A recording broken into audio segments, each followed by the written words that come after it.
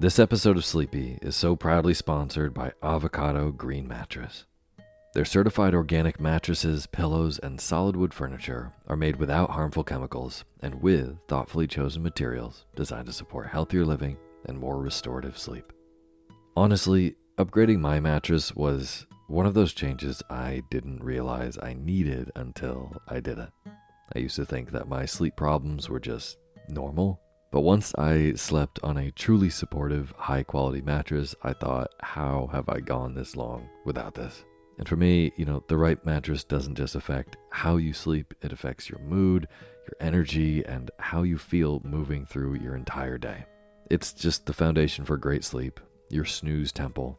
And what I love about Avocado is how intentional they are about how their mattresses are made. They use certified organic, non-toxic materials that help create a healthier home and bedroom environment. There's fewer harsh chemicals, it makes for cleaner air, and a calmer sleep space to fully unwind in at night. Better sleep changes your mornings. It changes how rested you feel, how patient you are, how grounded your days become. And choosing something like an Avocado mattress is one of those small daily wellness decisions that quietly adds up to a big difference over time. Avocado, dream of better. And now they're having a great sale on mattresses. Go to avocadogreenmattress.com/sleepy and get 15% off. That's avocadogreenmattress.com/sleepy for up to 15% off mattresses. avocadogreenmattress.com/sleepy. I'll have a link for this in the show notes. Sweet dreams. This episode of Sleepy is sponsored by Green Chef, the #1 meal kit for clean eating. If you've listened to Sleepy for a while, you know that I am a huge believer in eating well to sleep well. It makes such a huge difference for me when I know that what I'm eating during the day is good, healthy food. And Green Chef makes that easier by focusing on what actually matters. Real food, certified organic produce, and responsibly sourced proteins. No ultra-processed fillers or any of that nonsense. This past week, I actually made their sesame shrimp poke bowl with mango slaw, and it was so good. It's just fresh and balanced and satisfying without being heavy. The kind of meal I love to make for myself. It makes me feel full and clean at the same time. Green Chef offers over 40 clean, customizable recipes just like this every week with options like Mediterranean, high protein, high fiber, and plant-based. All meals designed to support healthier habits and calmer nights. Right now, you can go to greenchef.com/sleepygraza and use code SleepyGraza to get started with 50% off Green Chef plus a free Graza olive oil set in your second and third boxes. This 50% off offer is only available for a limited time, so don't wait. That's code SleepyGraza, Graza, at greenchef.com/sleepygraza. I'll put a link for this in the show notes. Eat well, sleep well. Hey, my name's Otis Gray, and you're listening to Sleepy.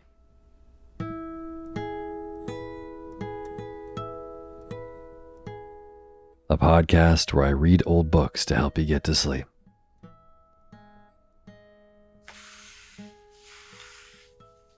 And tonight, I have a story that, if you can recognize from the title, is actually the story that inspired Jurassic Park and that entire series written by none other than Sir Arthur Conan Doyle. So, it's a wonderful bedtime story that we get to read tonight. And before we get to the bedtime reading, I just want to thank all of our patrons on patreon.com, which is a website where you can go and pledge a couple bucks for an ad-free version of Sleepy. Usually on Sundays, this is where I read all the brand new patrons. But as I'm out of town this week and away from the recording studio, this is recorded ahead of time, then I'll be reading our brand new patrons on the next show when I get back.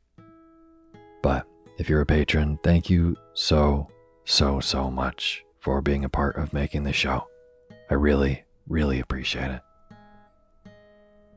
And if you don't know what I'm talking about, Patrons are supporters of Sleepy on patreon.com, which is a site that allows you to directly support the people who make the stuff that you like. So, if you like Sleepy and you want to be a part of making it directly, you can do that by going to patreon.com/sleepyradio. There's cool perks for donating. $2, like I said, you get an ad-free version of Sleepy. $5, you get access to the Sleepy Poetry Feed with 50 episodes of poetry readings you've never heard before. But even if you donate $1, that means so much to me. And no matter how much you donate, I will read your name on the opening credits of a Sleepy show after you do. So again, if you would like to be a part of making the show as well, go to patreon.com/sleepyradio. Thank you. And as always, the music you're hearing is by my good friend James Lepkowski, and the cover art for Sleepy is by Gracie Kanan.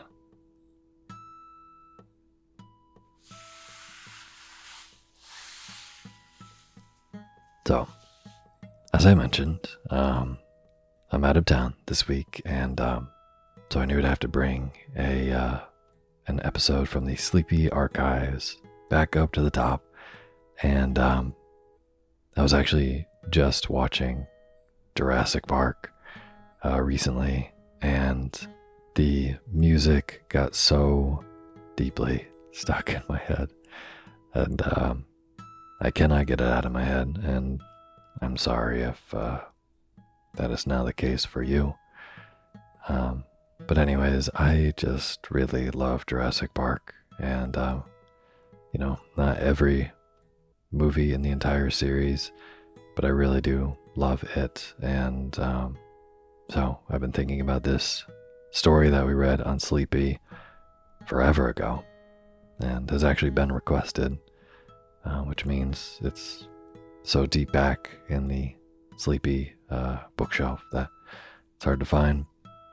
So this story by Arthur Conan Doyle is the story that inspired Jurassic Park. And if you don't know, Sir Arthur Conan Doyle is also the author behind all of the Sherlock Holmes books and short stories. So that can be a fun fact for you, in case you have friends that don't know that. You can say, hey, do you know the Sherlock Holmes guy? Well, he actually is the one that created the original works that inspired Jurassic Park 2. I just love looking back and seeing the origin story to all these things in pop culture we have today, and the people who are responsible for them. So, it is absolutely my pleasure to bring you this bedtime story tonight. The Lost World by Sir Arthur Conan Doyle. And now is the time for you to fluff up your pillow, just how you like it. Feel yourself melt into your bed. Get real comfortable. Close your eyes, and let me read to you.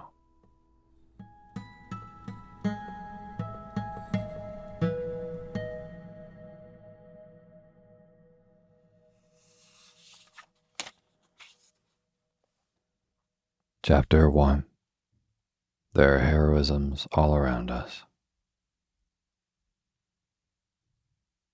Mr. Hungerton, her father, really was the most tactless person upon earth.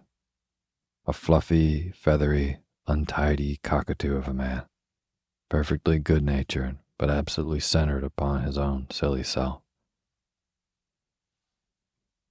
If anything could have driven me from Gladys, it would have been the thought of such a father-in-law. I am convinced that he really believed in his heart that I came round to the Chestnuts 3 days a week for the pleasure of his company, and very especially to hear his views upon bimetallism, a subject upon which he was by way of being an authority. For an hour or more that evening, I listened to his monotonous chirrup about bad money driving out good, the token value of silver, the depreciation of the rupee, and the true standards of exchange. Suppose, he cried with feeble violence, that all the debts in the world were called up simultaneously, and immediate payment insisted upon. What under our present conditions would happen then? I gave the self-evident answer that I should be a ruined man, upon which he jumped from his chair, reproved me for my habitual levity, which made it impossible for him to discuss any reasonable subject in my presence, and bounced off out of the room to dress for a Masonic meeting. At last I was alone with Gladys, and the moment of fate had come. All that evening I had felt like the soldier who awaits the signal which will send him on a forlorn hope. Hope of victory and fear of repulse alternating in his mind. She sat with that proud, delicate profile of hers outlined against the red curtain. How beautiful she was, and yet how aloof. We had been friends, quite good friends, but never could I get beyond the same camaraderie which I might have established with one of my fellow reporters upon the Gazette. Perfectly frank, perfectly kindly, and perfectly unsexual. My instincts are all against a woman being too frank and at her ease with me. It is no compliment to a man. Where the real sex feeling begins, timidity and distrust are its companions. Heritage from old wicked days when love and violence went often hand in hand. The bent head, the averted eye, the faltering voice, the wincing figure. These, and not the unshrinking gaze and frank reply, are the true signals of passion. Even in my short life, I had learned as much as that, or had inherited an erased memory which we all call instinct. Gladys was full of every womanly quality. Some judged her to be too cold and hard, but such a thought was treason. That delicately bronzed skin, that raven hair, the large liquid eyes, the full but exquisite lips, all the stigmata of passion were there. But I was sadly conscious that, up to now, I never found the secret of drawing it forth. However, come what might, I should have done with suspense and bring matters to a head tonight. She could but refuse me, and better be a repulsed lover than an accepted brother. So far my thoughts had carried me, and I was about to break the long and uneasy silence when two critical, dark eyes looked round at me, and the proud head was shaking in smiling reproof. I have a presentiment that you are going to propose, Ned. I do wish you wouldn't, for things are so much nicer as they are. I drew my chair a little nearer. Now, how did you know that I was going to propose? I asked in genuine wonder. Don't women always know? Do you suppose any woman in the world was ever taken unawares? But oh, Ned, our friendship has been so good and so pleasant. What a pity to spoil it. Don't you feel how splendid it is when a young man and a young woman should be able to talk face to face as we have talked? I don't know, Gladys. You see, I can talk face to face with the old station master. I can't imagine that official came into the matter, but in he trotted and set us both laughing. That does not satisfy me in the least. I want my arms around you, and your head on my breast. And oh, Gladys, I want. She sprang from her chair as she saw signs that I proposed to demonstrate some of my wants. You spoiled everything, Ned, she said. It's all so beautiful and natural until this kind of thing comes in. It is such a pity. Why can't you control yourself? I didn't invent it, I pleaded. It's nature. It's love. Good Lord, Ned. That's me saying that, Otis, not Gladys. It is not just nature. You can control yourself. Well, perhaps, if both love, it may be different. I've never felt it. But you must. You, with your beauty, with your soul. Oh, Gladys, you were made for love. You must love. One must wait till it comes. Why can't you love me, Gladys? Is it my appearance, or what? Man, Ned. The insecurities. She did unbend a little. She put forward a hand. Such a gracious, stooping attitude it was. And she pressed back my head. Then she looked into my upturned face with a very wistful smile. No, it isn't that, she said at last. You're not a conceited boy by nature, and so I can safely tell you it is not that. It's deeper. My character? She nodded severely. What can I do to mend it? Do not sit down and talk it over. No, really, I won't if you'll only sit down. She looked at me with a wondering distrust, which was much more to my mind than her wholehearted confidence. How primitive and bestial it looks when you put it down in black and white. And perhaps, after all, it is only a feeling peculiar to myself. Anyhow, she sat down. Now tell me what's amiss with me. I'm in love with somebody else, said she. It was my turn to jump out of my chair. It's nobody in particular, she explained, laughing at the expression on my face. Only an ideal.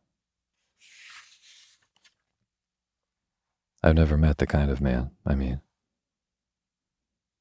Tell me about him. What does he look like? Oh, he might look very much like you. How dear of you to say that. Well, what is it that he does that I don't do? Just say the word. Teetotal, vegetarian, aeronaut, theosophist, Superman. I'll have to try it, Gladys, if you'll only give me an idea of what would please you. She laughed at the elasticity of my character. Well, in the first place, I don't think my idea would speak like that, said she. He would be a harder, sterner man, not so ready to adapt himself to a silly girl's whim. But, above all, he must be a man who could do, who could act, who could look death in the face and have no fear in him. A man of great deeds and strange experiences. It is never a man that I should love, but always the glories he had won, for they would be reflected upon me. Think of Richard Burton. When I read his wife's life of him, I could so understand her love. And Lady Stanley.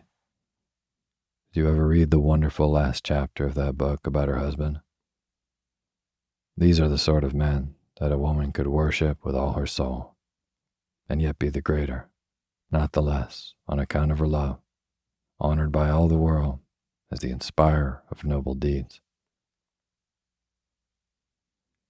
She looked so beautiful in her enthusiasm that I nearly brought down the whole level of the interview. I gripped myself hard and went on with the argument. We can't all be Stanleys and Burtons, said I. Besides, we don't get the chance. At least, I never had the chance. If I did, I should try to take it. But chances are all around you. It is the mark of a kind man, that he makes his own chances. You can't hold him back. I've never met him, and yet I seem to know him so well. There are heroisms all around us waiting to be done.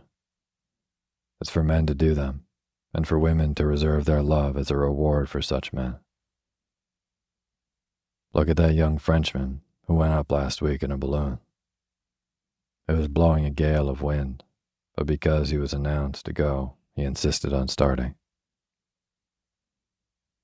The wind blew him 1,500 miles in 24 hours, and he fell in the middle of Russia. That was the kind of man I mean. Think of the women he loved, and how other women must have envied her. That's what I should like to be, envied for my man. Yikes. I'd have done it to please you. But you shouldn't do it merely to please me. You should do it because you can't help yourself. Because it's natural to you. Because the man in you is crying out for heroic expression. Now, when you described the Wigan coal explosion last month, could you not have gone down and helped those people, in spite of the choke damp? I did. You never said so. There was nothing worth bucking about. I didn't know. She looked at me with rather more interest. That was brave of you. I had to. If you want to write good copy, you must be where the things are. What a prosaic motive. It seems to take all the romance out of it. But still, whatever your motive, I am glad that you went down that mine. She gave me her hand, but with such sweetness and dignity that I could only stoop and kiss it. I dare say I am merely a foolish woman with a young girl's fancies. And yet it is so real with me, so entirely part of my very self, that I cannot help acting upon it. If I marry, I do want to marry a famous man. Why should you not? I cried. It is women like you who brace men up. Give me a chance, and see if I will take it. Besides, as you say, men ought to make their own chances, and not wait until they are given. Look at Clive, just a clerk, but he conquered India. By George, I'll do something in the world yet. She laughed at my sudden Irish effervescence. Why not, she said. You have everything a man could have. Youth, health, strength, education, energy. I was sorry you spoke, and now I am glad, so glad, that it awakens these thoughts in you. And if I do... Her dear hand rested like warm velvet upon my lips. Not another word, sir. You should have been at the office for evening duty half an hour ago, only I hadn't the heart to remind you. Some day, perhaps, when you have won your place in the world, we shall talk it over again. And so it was that I found myself that foggy November evening pursuing the Camberwell tram with my heart glowing within me, and with the eager determination that not another day should elapse before I should find some deed which was worthy of my lady. But who in all this wide world could have ever imagined the incredible shape which that deed was to take, or the strange steps by which I was led to the doing of it? And after all, this opening chapter will seem to the reader to have nothing to do with my narrative, and yet there would have never been a narrative without it. For it is only when a man goes out into the world with the thought that there are heroisms all around him, and with the desire all alive in his heart to follow any which may come within sight of him, that he breaks away as I did from the life he knows, and ventures forth into the wonderful mystic twilight land where lie the great adventures and the great rewards. Behold me, then, at the office of the Daily Gazette, on the staff of which I was a most insignificant unit, with the settled determination that very night, if possible, to find the quest which should be worthy of my Gladys. Was it hardness? Was it selfishness that she should ask me to risk my life for her own glorification? Such thoughts may come to middle age, but never to ardent 23 in the fever of his first love.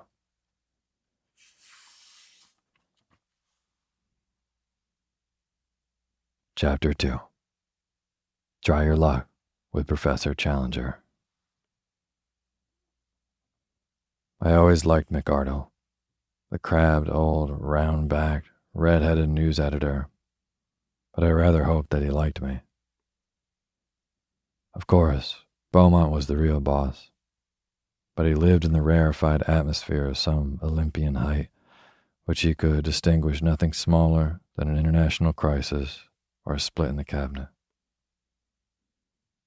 Sometimes we saw him passing in lonely majesty to his inner sanctum, with his eyes staring vaguely and his mind hovering over the Balkans or the Persian Gulf. He was above and beyond us, but McArdle was his first lieutenant, and it was he that we knew. The old man nodded as I entered the room, and he pushed his spectacles far up on his bald forehead. "Well, Mr. Malone, from all I hear, you seem to be doing very well," said he in his kindly Scotch accent. I thanked him. The colliery explosion was excellent. So was the Southwark fire. You have the true descriptive touch. What did you want to see me about? To ask a favor. He looked alarmed, and his eyes shunned mine. Tut-tut, what is it? Do you think, sir, that you could possibly send me on some mission for the paper? I would do my best to put it through and get you some good copy. What sort of mission do you have in your mind, Mr. Malone? Well, sir, anything that had adventure and danger in it. I really would do my very best. The more difficult it was, the better it would suit me. You seem very anxious to lose your life. To justify my life, sir. Dear me, Mr. Malone, this is very, very exalted. I'm afraid the day for this sort of thing is rather past. The expense of the special mission business hardly justifies the result. And of course, in any case, there would only be an experienced man with a name that would command public confidence who would get such an order. The big blank spaces in the map are all being filled in, and there's no room for romance anywhere. Wait a bit, though, he added, with a sudden smile upon his face. Talking of the blank spaces of the map gives me an idea. What about exposing a fraud, a modern Munchausen, and making him ridiculous? You could show him up as the liar that he is. Hey, man, it would be fine. How does it appeal to you? Anything, anywhere, I care nothing. McArdle was plunged in thought for some minutes. I wonder whether you could get on friendly, or at least on talking terms with the fellow, he said at last. You seem to have a sort of genius for establishing relations with people. Sympathy, I suppose, or animal magnetism, or youthful vitality, or something. I am conscious of it myself. You are very good, sir. So why should you not try your luck with Professor Challenger of Enmore Park? I dare say I looked a little startled. Challenger, I cried. Professor Challenger, the famous zoologist. Wasn't he the man who broke the skull of Blundell of the Telegraph? The news editor smiled grimly. Do you mind? Didn't you say it was adventures you were after? It is all in the way of business, sir, I answered. Exactly. I don't suppose he can always be so violent as that. I'm thinking that Blundell got him at the wrong moment, maybe, or in the wrong fashion. You may have better luck, or more tact in handling him. There's something in your line there, I am sure, and the Gazette should work on it. I really know nothing about him, said I. I only remember his name in connection with the police court proceedings for striking Blundell. I have a few notes for your guidance, Mr. Malone. I've had my eye on the professor for some little time. He took a paper from a drawer. Here's a summary of his record. I give it to you briefly. Challenger, George Edward. Born, Largs, N.B., 1863. Education, Largs Academy, Edinburgh University. British Museum Assistant, 1892. Assistant Keeper of Comparative Anthropology Department, 1893. Resigned after acrimonious correspondence same year. Winner of Crayston Medal for Zoological Research. Foreign member of, well, quite a lot of things. About 2 inches of small type. Société Belge, American Academy of Sciences, La Plata, etc., etc. Ex-President, Paleontological Society, Section H, British Association, so on. Publications. Some observation upon a series of Kalmuk skulls. Outlines of vertebrae evolution. And numerous papers, including the underlying fallacy of Weissmanism, which caused heated discussion at the Zoological Congress of Vienna. Recreations, walking, alpine climbing. Address, Enmore Park, Kensington. There, take it with you. I have nothing more for you tonight. I pocketed the slip of paper. One moment, sir, I said, as I realized that it was a pink, bald head and not a red face which was fronting me.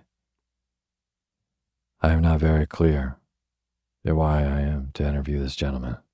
What has he done? The face flashed back again. Went to South America on a solitary expedition 2 years ago. Came back last year. Had undoubtedly been to South America, but refused to say exactly where.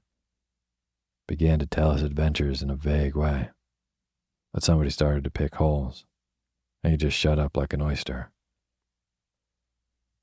Something wonderful happened, or the man's a champion liar, which is the more probable supposition. Had some damaged photographs, said to be fakes. Got so touchy that he assaults anyone who asks questions, and heaves reporters down the stairs. In my opinion, he's just a homicidal megalomaniac with a turn for science. That's your man, Mr. Malone. Now, off you run, and see what you can make of him. You're big enough to look after yourself. Anyway, you're all safe. Employer's Liability Act, you know. A grinning red face turned once more into a pink oval, fringed with gingery fluff. The interview was at an end. I walked across to the club, but instead of turning into him, I leaned upon the railings of the Adelphi Terrace and gazed thoughtfully for a long time at the brown, oily river. I can always think most sanely and clearly in the open air. I took out the list of Professor Challenger's exploits, and I read it over under the electric lamp. Then I had what I can only regard as an inspiration. As a pressman, I felt sure from what I had been told that I could never hope to get in touch with this cantankerous professor. But these recriminations, twice mentioned in his skeleton biography, could only mean that he was a fanatic in science. Was there not an exposed margin there upon which he might be accessible? I would try. I entered the club It was just after 11, and the big room was fairly full, though the rush had not yet set in. I noticed a tall, thin, angular man seated in an armchair by the fire. He turned as I drew my chair up to him. It was the man of all others whom I should have chosen. Tarp Henry, of the staff of nature, a thin, dry, leathery creature who was full, to those who knew him, of kindly humanity. I plunged instantly into my subject. What do you know about Professor Challenger? Challenger. He gathered his brows in scientific disapproval. Challenger was the man who came with the same cock and bull story from South America. What story? Oh, it was this rank nonsense about some queer animals he had discovered. I believe he has retracted since. Anyhow, he has suppressed it all. He gave an interview to Reuters, and there was such a howl that he saw it wouldn't do. It was a discreditable business. There were one or two folk who were inclined to take him seriously, but he soon choked them off. How? Well, by his insufferable rudeness and impossible behavior. There was poor old Wadley of the Zoological Institute. Wadley sent a message.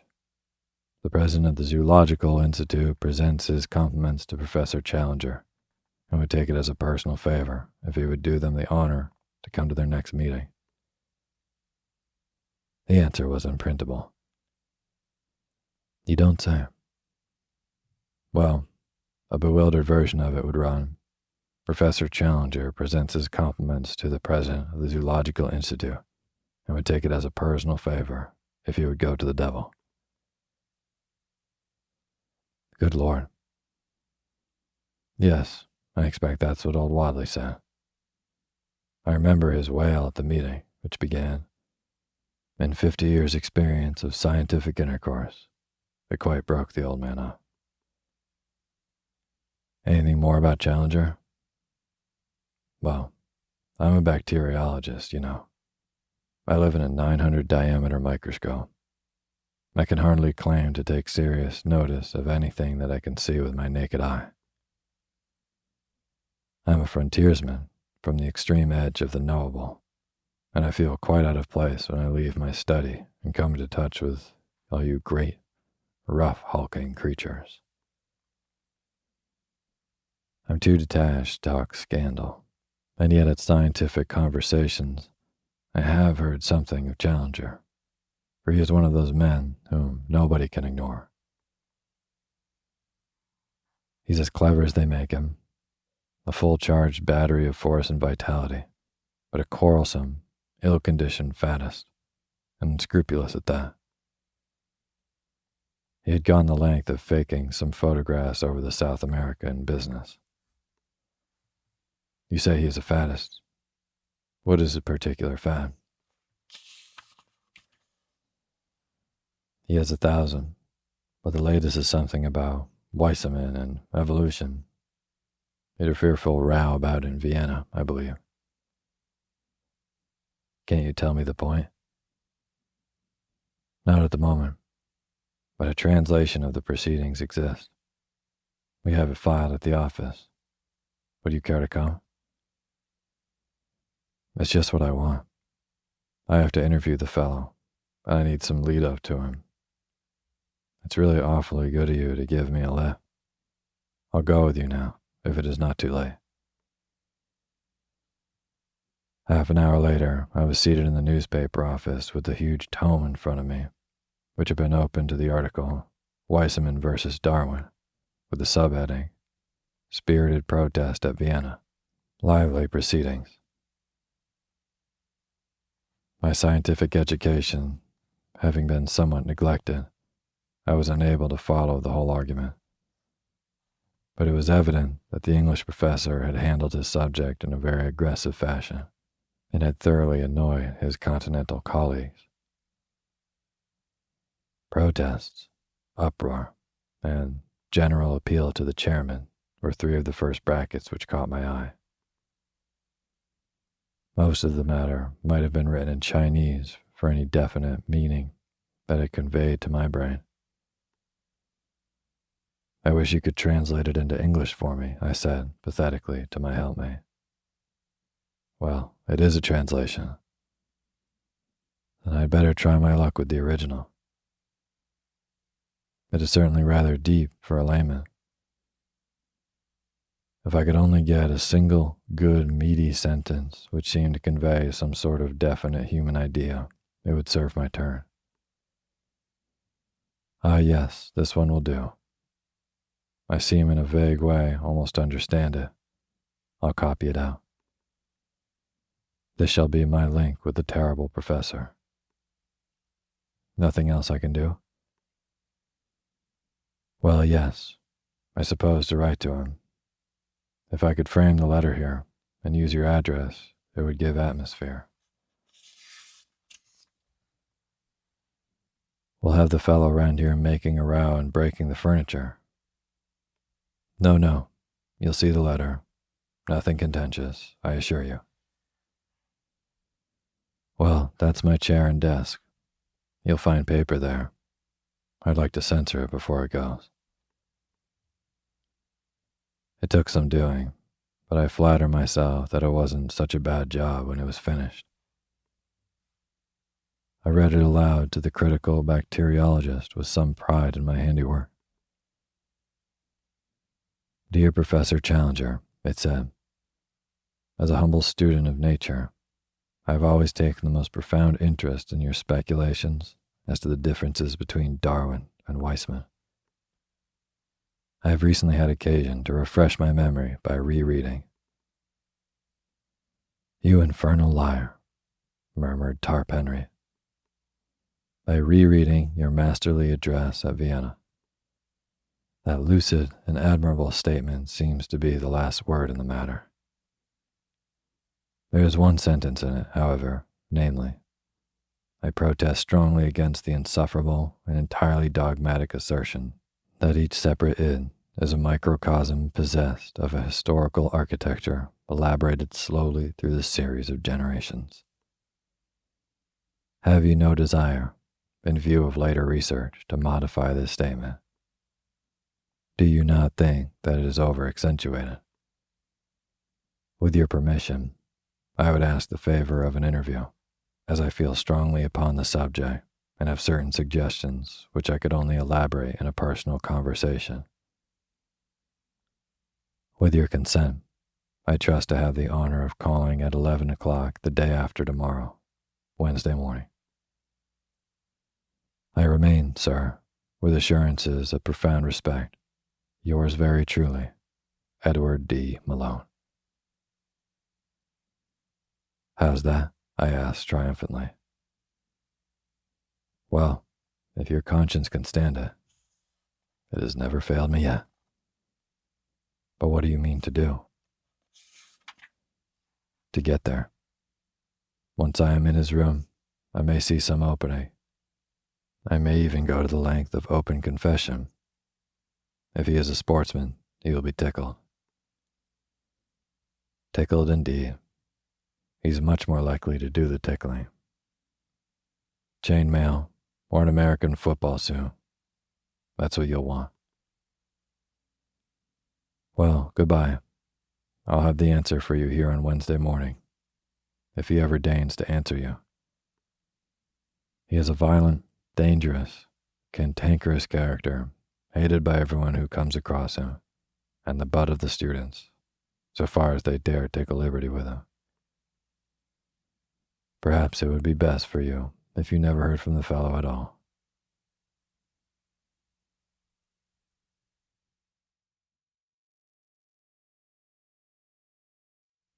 Thank you for listening to Sleepy. Good night.